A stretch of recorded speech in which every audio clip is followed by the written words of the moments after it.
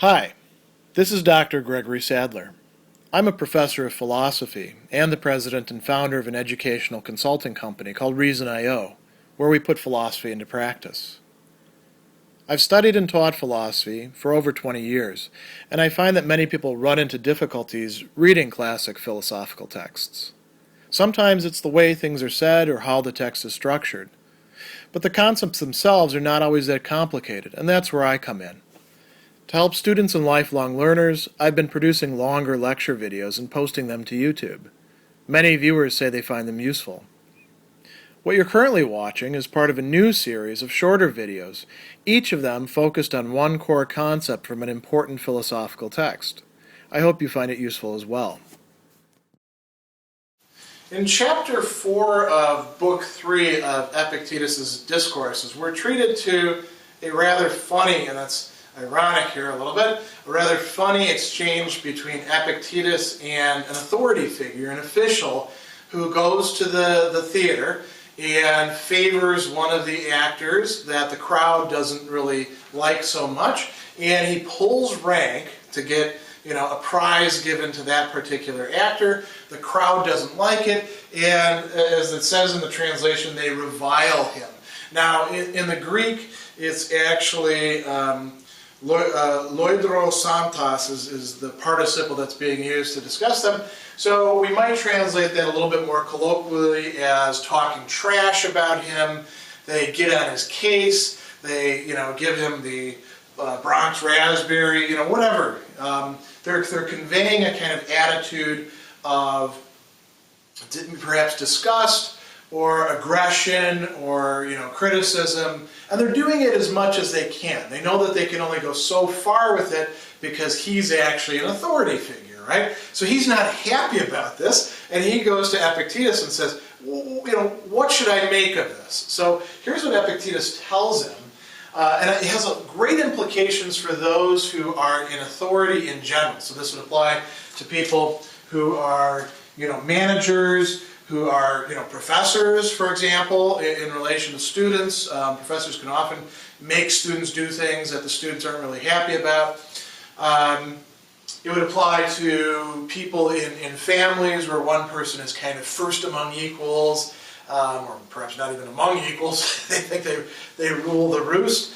Really, anytime where you've got a position of superiority with one person or several people being on top, and then inferiority with other people, the majority being on the bottom, this sort of dynamic would apply.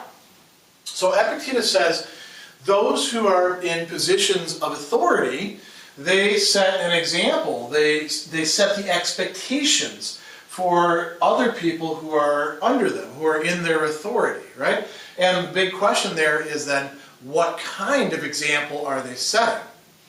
Ideally, from a Stoic perspective, they would be keeping their faculty of choice in accordance with nature, right? That's a good for the Stoics. That's the ideal that one is aiming at. And that involves keeping oneself out of things that aren't really one's own business. So if you go to the movie theater, you don't need to be talking trash about the movie while other people are trying to watch the movie. You don't need to. You certainly wouldn't be like throwing things from the back row like kids do, or I don't know, they used to at that time. You would try to behave in a courteous way towards other people, because that's what acting in accordance with nature demands in that sort of situation. You would be taking care not to get yourself involved in vain struggles and disputes that don't get anywhere. That's not what this guy does. As a matter of fact, let me read the story a little bit. It says, the procurator of Epirus took the side of a comic actor in a somewhat undignified, akosmos manner, and was reviled by the people for doing so. So then he brought word to Epictetus, and he gave expression to his indignation. The word there is ananaktuntos, meaning he was angry, right? He got upset at the men who had reviled him. And then Epictetus says, well, what were they doing? They too were taking sides just as you yourself had. You set an example, they followed your example.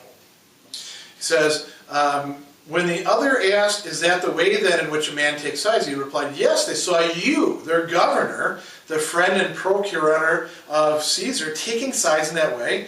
Weren't they likely to take sides in the same way? If you're in authority, Epictetus is saying, you have a moral responsibility to set a good example, and you don't get to be angry with other people if they don't follow, the example that you're saying you want them to follow, but they're actually following the example that you're giving.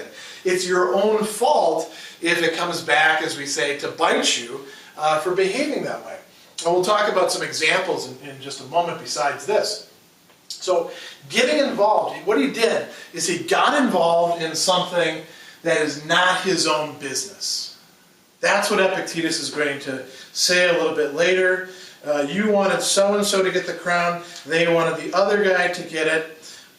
He says, upon entering the theater, should we say, let's see that Sophron gets the crown, and not rather, let me in this subject matter maintain my moral purpose in accordance with nature.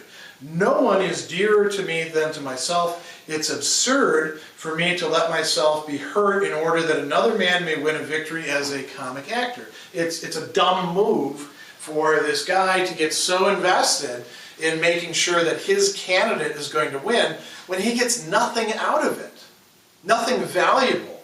Even if he was going to get like some money out of it, or a connection, or some sort of, pleasure, that's not really that important. That's not enough to justify getting embroiled in something that's not one's own affair, not up to oneself, right? Now here's where it pans out in terms of the authority. He set an example of a kind of behavior, imprudent behavior, a thoughtless behavior, right? If he'd wanted the people to act in a good way, he should have acted in a good way. Instead, he gives them a bad example. So, he doesn't really have any grounds, as Epictetus is going to say, for being angry with them. They're just doing what they're going to naturally do, which is, this guy is doing that, I'm going to do the same thing as him. He's going to take sides. Well, why shouldn't I take sides, right? The authority figure himself is doing it.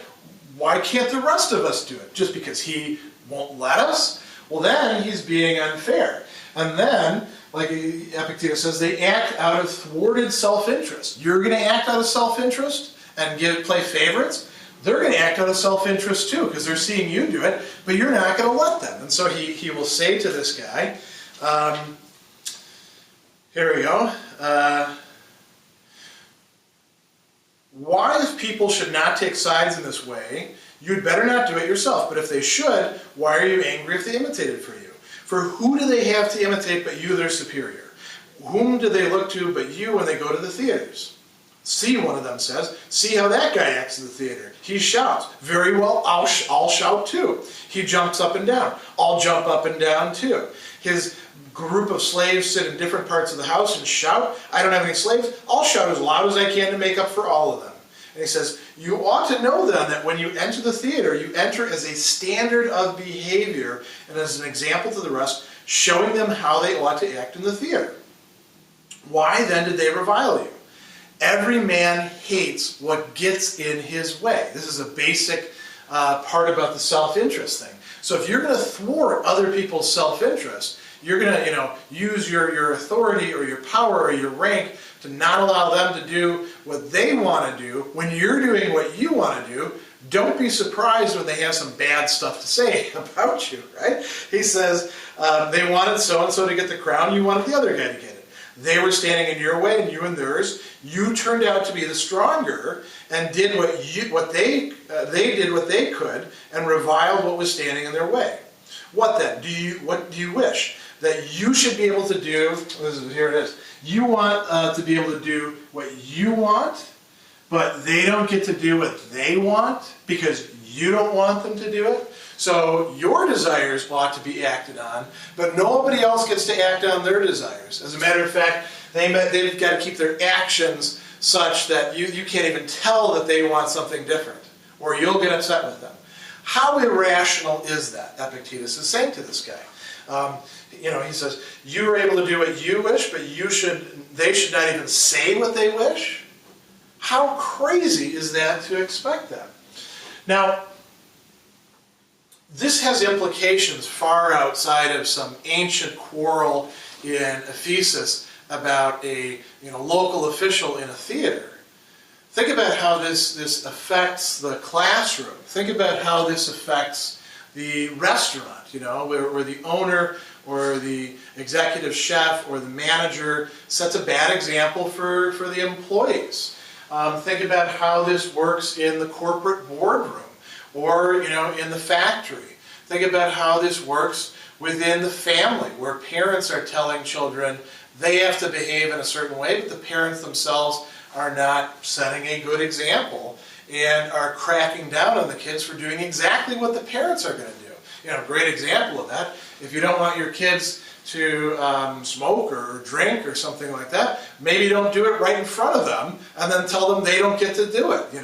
If you want them to show up on time, well then you better make sure that you show up on time consistently, right? Because otherwise you're being like this procurator who is engaging in behavior that he's not letting other people do. He's being kind of a tyrant, isn't he? And people don't like that, so they're going to say bad stuff about that, and it's irrational for him to be upset. As a matter of fact, Epictetus is trying to get him to see the mistake that he himself is making. So this applies to pretty much anybody who's in authority over other people and their function of setting an example.